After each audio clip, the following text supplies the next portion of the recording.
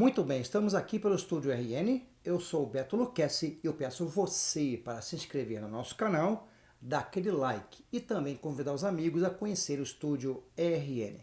Bem, nação, ontem o Flamengo deixou escapulir mais um título dos vários, né, que já disputamos em 2023 e que infelizmente perdemos todos. A princípio, o Vitor Pereira veio a campo com uma formação diferente e, embora muitas pessoas fossem contrárias à escalação do Vitor Pereira para a partida, até que eu achei bem interessante e ousada a proposta do Vitor Pereira, principalmente dando chance para o Matheus Cunha, que já vinha também pedindo passagem já há bastante tempo, para o Cebolinha, que vem mostrando evolução e preparo físico mais, vamos dizer assim, mais elevado do que vários outros jogadores.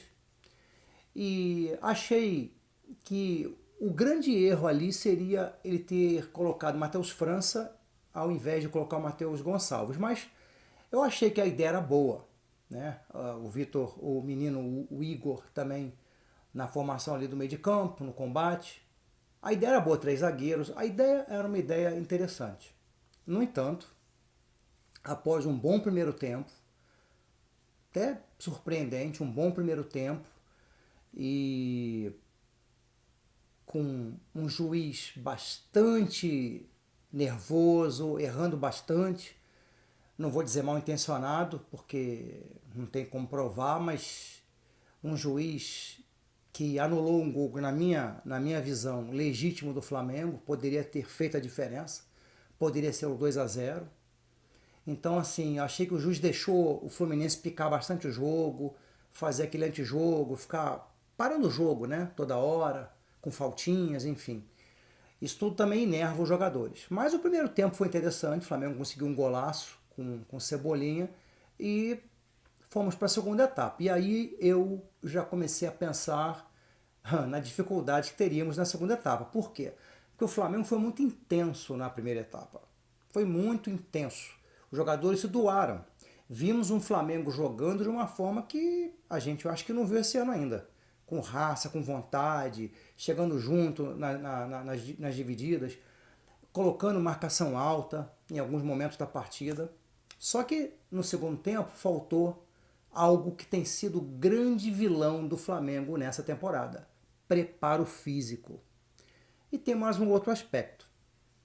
Além do preparo físico, aí, infelizmente, apareceu algo que, na minha concepção, eu acho que é a maior falha do Vitor Pereira. Ele mexe mal, ele mexe muito mal. E é muito difícil você conseguir corrigir um erro quando mexe mal no time. E ele mexeu mal. Na segunda etapa ele mexeu mal. E, por exemplo, se tínhamos o Pedro no banco, o Pedro não tinha condições de jogo, sei lá, pensava em alguma outra coisa. O Léo Pereira, por exemplo, no jogo estava machucado. Em um certo momento ele coloca outro zagueiro. Então por que ele não deixou ali a defesa com 4 jogadores, 2 laterais e 2 zagueiros, e deixava o time mais ofensivo?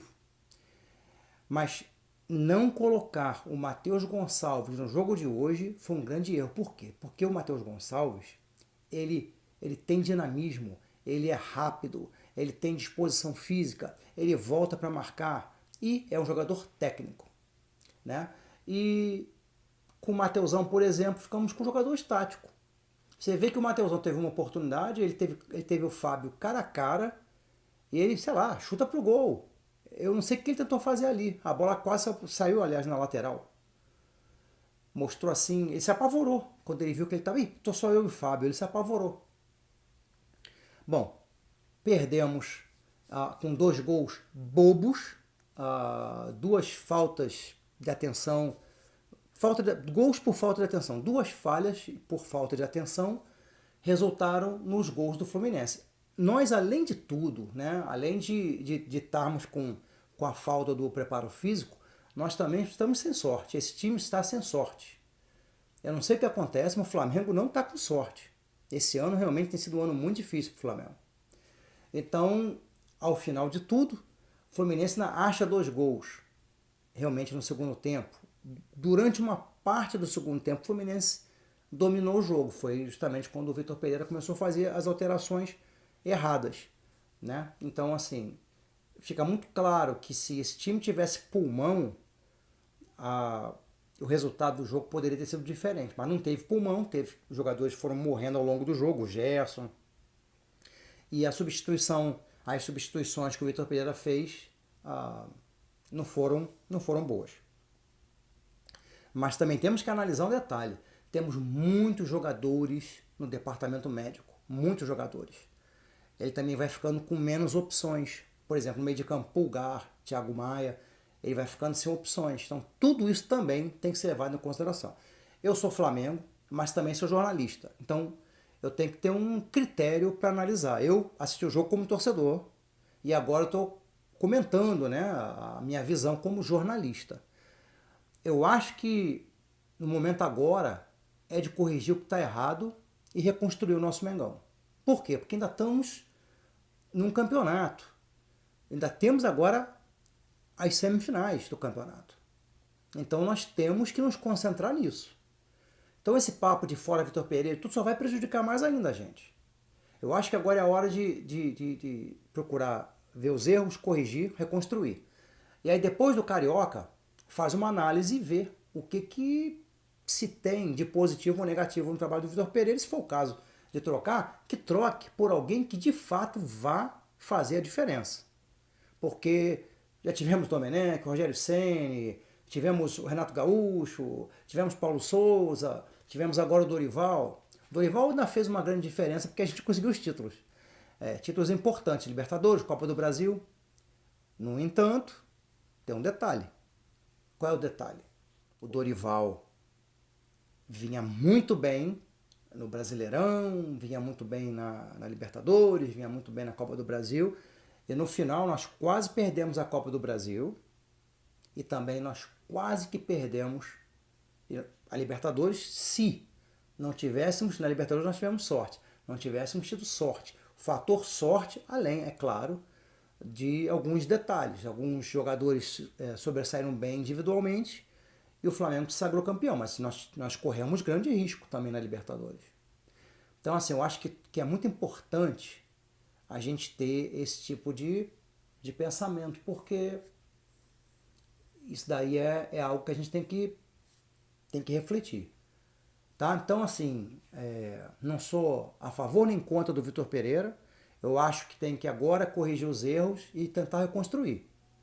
Para que a gente consiga, pelo menos, um título do Carioca, o primeiro título do ano, para tirar aquela urucubaca, aquela bater na madeira e tentar começar de fato a temporada de 2023, visando o Brasileirão, a Libertadores e a Copa do Brasil, que é o que vai nos restar depois do Cariocão. Tá bom? Basicamente é isso. E é claro que existe muita repercussão, né? Essa derrota, ela foi dolorida. Muita gente quer o Vitor Pereira fora, mas tem um detalhe importante também. Eu acho que o maior responsável por tudo que está acontecendo, essa lambança toda, o maior não, um dos maiores, é o Marcos Braz. Tem outros também, o Landim, né, o Bruno Spindel, mas o Marcos Braz, na minha opinião, é um dos grandes responsáveis. E eu acho que o Flamengo deveria fazer uma auditoria para poder ver as contas do Flamengo, mas de uma forma independente.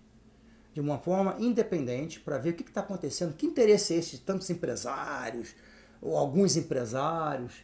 Por que, por exemplo, agora querer contratar o Ângelo, se a gente tem o Matheus Gonçalves, que joga muito mais do que o Ângelo, e está pronto, o garoto está pronto.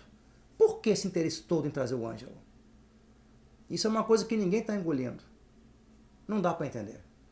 Contratações erradas de técnico, igual o Paulo Souza, por exemplo, nós fomos enganados, porque o Marcos Braz, ele brincou com a gente, ele ficou dizendo o tempo todo que estava, né, fumacinha, o cafezinho, e a gente pensava que ele estava negociando com o Mister, na verdade ele apareceu com outro Mister, que foi o Paulo Souza.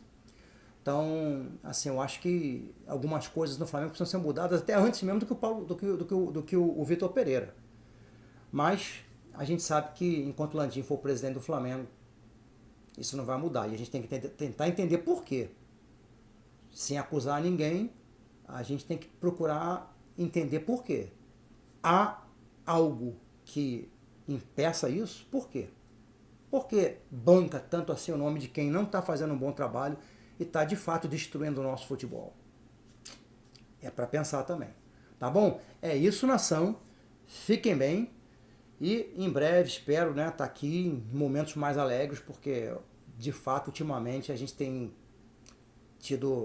não tem tido grandes momentos para celebrar, infelizmente. Tá bom? É isso, nação. Fiquem bem. Saudações rubro-negras.